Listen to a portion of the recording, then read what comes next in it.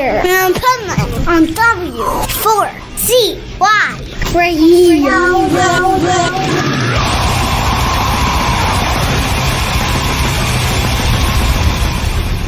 Wake up, America! It's time for the Adventures of Pipeman on W4CY.com, West Palm Beach's #1 internet radio station. Here's your host, the Pipeman. Hey, hi, howdy, hallelujah. Saw your face and I thought I knew ya. Got no gear, but I'm here to scoop her. Wanna go halves cause I got no moolah. My G.O.D., well, you best believe that I'm here to stay. Been a bad boy, but I came back just to say what? Got some butterflies in my gut. I got half a mind to go crazy. I got half a mind to go nuts. Ooh, say who? This is the Pipeman here on the Adventures of Pipeman W4CY Radio, and I'm here with Little Stranger. That's why I always have the band do it, because you do it way cooler than I do. How would you have done it? How would you have done it, though? I would have been like, Little fucking stranger. That's way cooler than ours, dude. It could be like, you could be like the new Slayer of your genre. Like everybody has to say fucking before saying your band name. Yeah, we're fucking Little Stranger. Right? It fucks up. We got to get a logo that's like the lightning bolt. Like a metallic. Yeah, can't really Right? read it that well. Right? Looks There like you the go. back of an old leather chair. Nice. I love it. Oh, man. Yeah, you know what else I love, too? I was listening to one of your songs on the way here today, and I wasn't even really paying attention, but the lyric jumped right out at me. I'm like, fuck, I need that for the interview. Make sure to remember that. The Fly. I love that freaking movie. And Oh, yeah. and where you say Jeff Goldblum in the lyrics. Oh, yeah. I mean, that think was epic. I think I saw that movie way too young. Like my dad had it on or something. And I mean, Jeff Goldblum is maybe the most charismatic man of all time, but in that movie, it is terrifying. Oh, yeah. Just him pulling off like his fingernails and stuff. Oh, yeah, totally. I heard there's, I don't know how factual this is, but there's like a real thing that if Jeff Goldblum is on the screen, you can't not look at him, like in any movie. I think focus that's on probably Jeff true. Goldblum. Yeah. I think that's probably true. That's wild. Yeah. You know, and you should have like during one of your sets at a live show, like bring like a life-size version of him as the Fly, as your mascot on stage. We got a tour in the fall. Maybe we'll fly theme it. There you go. We'll try to get him out. He does jazz now, though. Snell, you still got Jeff's number? Oh, man. And, you know, it's funny you said about being a kid. I remember so much in my head. I was watching a movie in my bedroom and I fell asleep. And I woke up and my son was sitting there, I don't know how old he was, 9. And he was sitting on the floor watching it. And it was Cheech and Chong's Up in Smoke. I'm like, fuck. I can't believe he's in here Shaping the watching youth. it. And I'm like, oh, now I have to talk with him. Yeah. Oh, Remember man. the first time I smelled marijuana? Specifically, I was at a Dave Matthews concert with my parents. Took like me and my siblings. It was at the Tweeter Center in Camden, New Jersey. Nice. I remember like smelling. I was like, "What is that new scent?" Because I must have been like 11. Is that where you're from, Jersey? We're from outside Philly. Oh, yeah. Well, I thought so. And then you said Jersey something. But Camden, I'm a Jersey boy, so Camden pretty much is Philly. Yeah. To us, to Jersey people, that's Philly. Yeah, and like Cherry Hill is kind Yeah. of Philly. People like to say to me, okay, they're from South Jersey. I'm like, where? And they say Cherry Hill. That's not South Jersey. That's Philly. Yeah, I know. And we would always go to the Tweeter Center. Well, it was the Tweeter Center. Now, I don't even know it's what it is Susquehanna now. Bank, or it might have even changed. It's since then. scary now. I did a festival a few years back there. It was kind of scary. Because of Camden? Yeah. 100%. Yeah, Camden. Oh, man. So I also dig your newest song, or at least I think it's the newest, talking about festivals, because that hit home for me. So talk about that. Yeah, you were telling me you go like UK and around the world seeing festivals and stuff. We lucky recently. I think the last couple of years we've been hitting them hard. Nice. But also I went to Bonnaroo in 2009, 2012. I got to see Fish, Bruce Springsteen, the last Beastie Boys live show. Wow. Some really incredible ones. And I was also a really good boy and sober when I was watching those. And then it all went south. Then he met me. Yeah, that's what happened. See, it's the duet bad influence and the festival bad influence. Yeah. But it's the yin and yang. It's such a good thing, the festival thing. And we made that song with Andy Frasco, who is like, at PeachFest in PA. Yeah. He was like dubbed the Prince of PeachFest because he's like a regular every year. Nice. We're kind of newer in tapping into all these festivals. For the last few years, we've been touring so much that we like couldn't go to festivals we wanted to because we're on tour. So it's a good problem to have. But now we're able to do these ones because we're getting invited and getting paid to come to these festivals, which is amazing. There you go. But with Frasco, he's such like a festival like staple. And so he came up with the idea. He wanted to make an upbeat gospel kind of song. Nice. And it is a badass song. Thanks, man. Thanks. And we banged it out in like 4 hours probably. He came over to our home studio. Wow.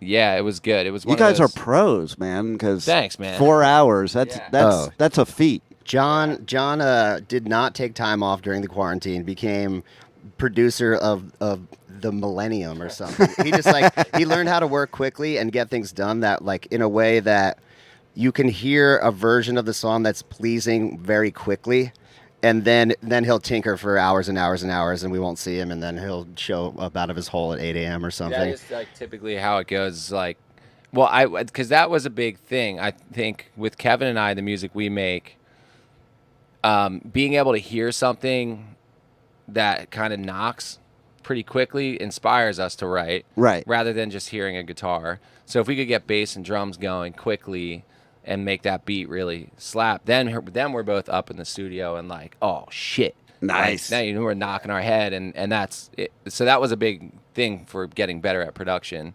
But yeah, then I'll have like an all-nighter and either wake up and the song is way better, or I fucked it all up and listen to it the next day. I'm like, that's a true artist, though. Like, my dad was a painter, and he would get stoned and paint for like 3 days with no sleep.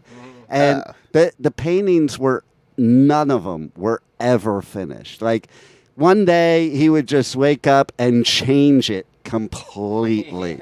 Oh, yeah. That's like one of the hardest parts is like telling yourself you're done.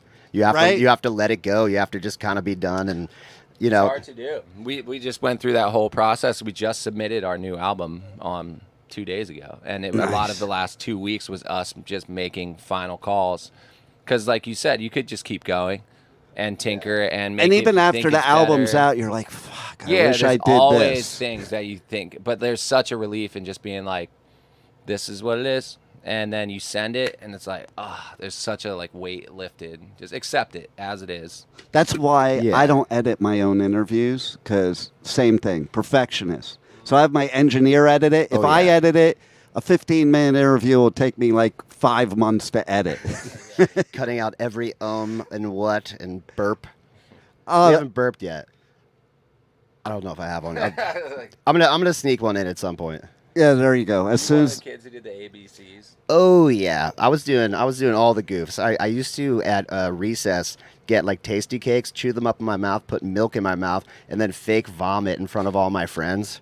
And at least you weren't eating Tide Pods. Okay? That's true. That's true. No, we were, that was after our childhood.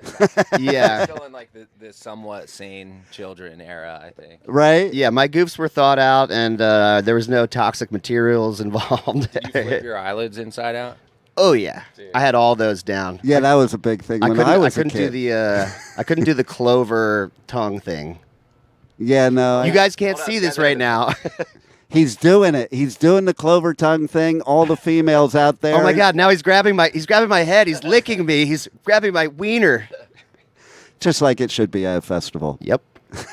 Honestly, yeah. I love the idea of we want to start asking fans like what's their finding God at a festival moment and stuff. Like, you know, we all have all these weird ones. I remember a very small festival in upstate New York, and somehow at the end of the night, I'm getting like walked around, like holding my hand, a like 6'5", you know, Amazonian woman just walking me back and going to where I thought my campsite was, and hearing voices that were not my friends. And I was like, this is wrong. This is all wrong. And she's like, it's okay. We're going to take you back here.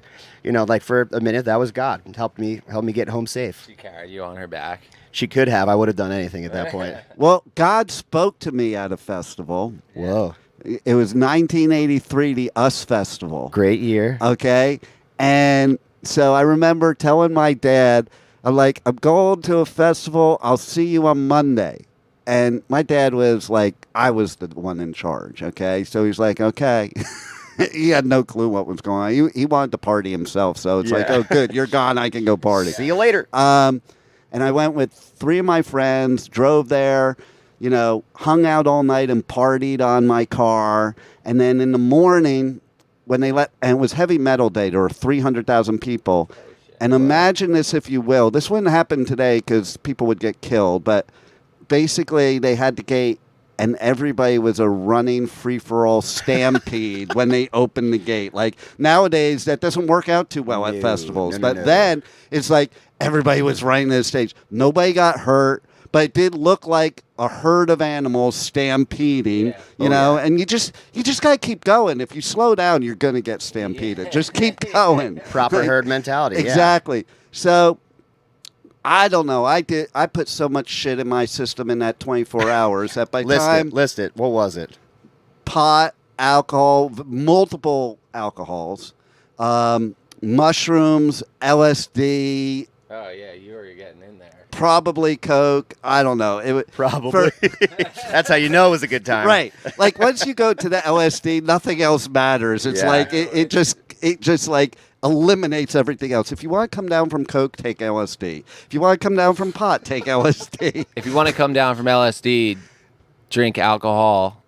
Yeah. Well, but it's hard.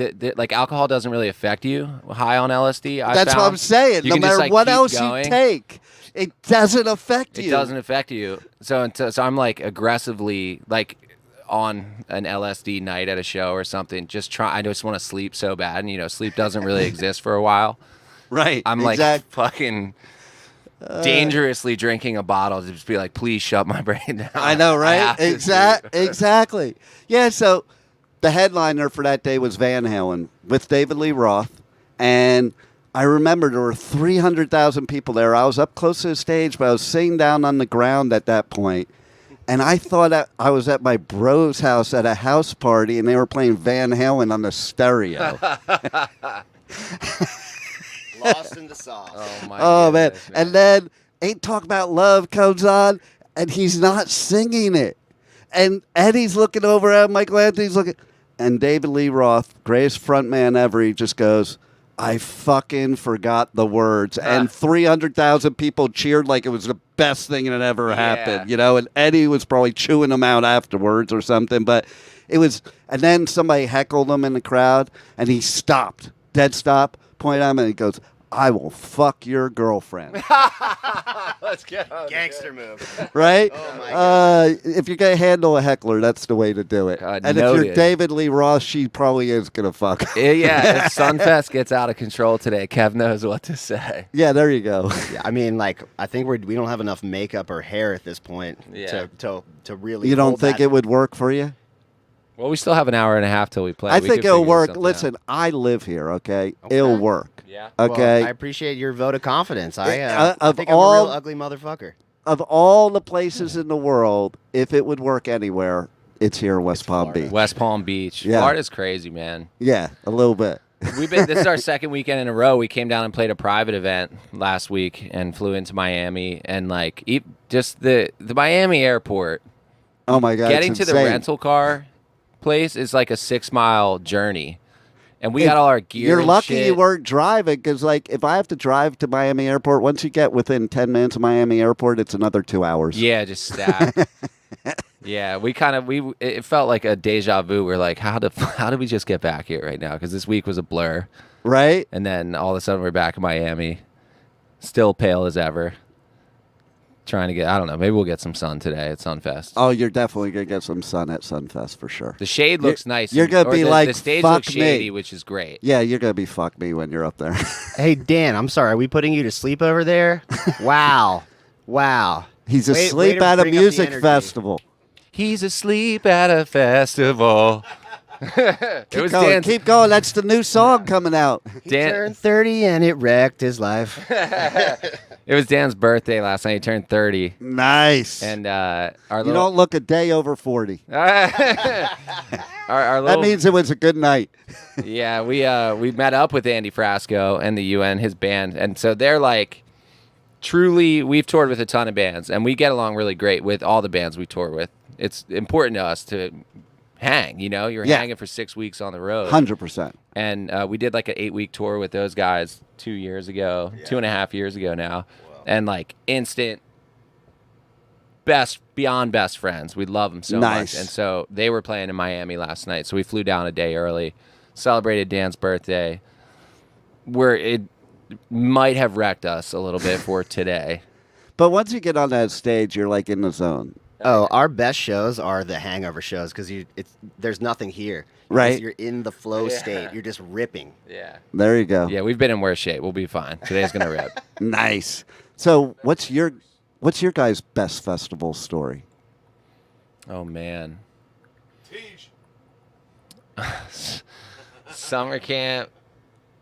I had a pretty good one.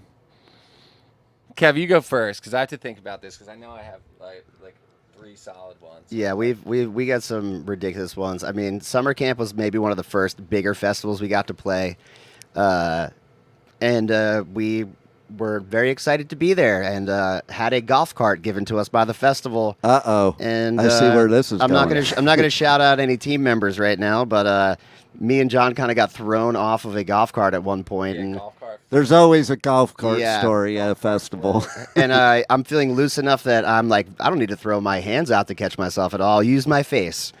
And I slid across the ground, had some nice, just full forehead side of my face, cuts and everything. And then the next day we filled in for our friend's band that couldn't make it. And on the way, was it on the way? No, it was on the way back. It was on the way day back. before. Or on the, yeah. I, hurting in my face, hurting in my brain, tried to merge onto the highway and just rubbed the van up against the guardrail. Ooh. And a window exploded next to us. And Right, so we roll into this festival the next day. Our buddies, Tropodelic, they couldn't make it. you said worst story, right? Yeah, that's our worst festival story. They couldn't make it, and we were done. We had played our 2 sets, so we sent it the night before. Obviously, the golf cart flipped, and we're like rookies, first time at this festival. We're trying to impress everyone. All of a sudden, You impressed them, all right. yeah, we're like, so Kev's like got a bloody face, and he rubbed up against the guardrail, so our window was smashed out, and our door was all bent up, and then we came and filled in for our buddies Tropodelic the next day, not knowing until like 11 a.m. that we had to do that set. So we roll into the fest. Also, I just kept saying, no, I'm not doing this. I'm not doing I this. was like, get your ass out of bed. We're fucking doing this. But yeah, we rolled in, man. Our van's window out, all smashed up. Kev's still like got a bloody face. We're like, one more set, motherfuckers. Nice. What did we play? And we opened it with an a cappella Amazing Grace. Wow. Yeah. That's great. I think it love was that. decently received. And you're now probably on the list of all festivals. Do not give these guys a golf cart. Give us a golf cart. It's been put around to all the festivals that you're like blacklisted from the golf cart. Well, it's rare to even get one. And this is like our first festival. We're like, damn, we rule. We got a golf cart. And then Right? we fucked it up immediately. Forever. Yeah, dude. So tell everybody how they can connect to you guys on socials, on the web. Yeah. Check out all your stuff. Get your new music, tour dates, all that good stuff. Yeah, man. Buy merch, too. Absolutely buy merch. That keeps everyone afloat. But yeah, littlestrangermusic.com. Little Stranger Music on Instagram. We have a new album coming out on June 28th. Nice. And we're very excited about it. 12 new tracks. We put a lot of hours into it, and we're very stoked to release it. So, The Strangerverse on Facebook is an amazing. It's our fan group page, and it's really like blossomed into a thing that we never even imagined. It's an amazing group of people in there who are fans and supporters of each other and us. So yeah, on Facebook, check out the Strangerverse. And John's phone number is Kevin's home address is no. But yeah, all the things, just good things coming.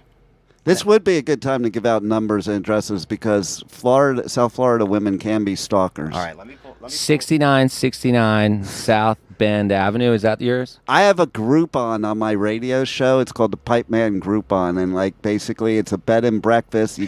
You come to the Pipe Cave, you service the Pipe Man all night long, and you serve me breakfast, and you leave. And I have girls call up in my radio show wanting to buy this fake Groupon. What? They service the Pipe Man? What is happening? Yeah, I'm never coming over. See? We do want to give out one number real quick. All right, so this is Andy Frasco's phone number. If anybody, I won't do that. He would kill you. Oh my God! And those are the type of practical jokes that do happen, though. Yeah. It's an ongoing who can out roast the other one with him. So we won't give your number out this time, Frasco, but next time. So, is there anything we haven't covered that you need the audience to know about? There it is. We got it. I think that about wraps it up. That wraps it up. You know what? You guys rock. You're going to kill it here at Sunfest, and thanks for being on the Adventures of Pipeman. Thank you, man. This was great. I appreciate it. Thank you for listening to the Adventures of Pipeman on W4CY Radio.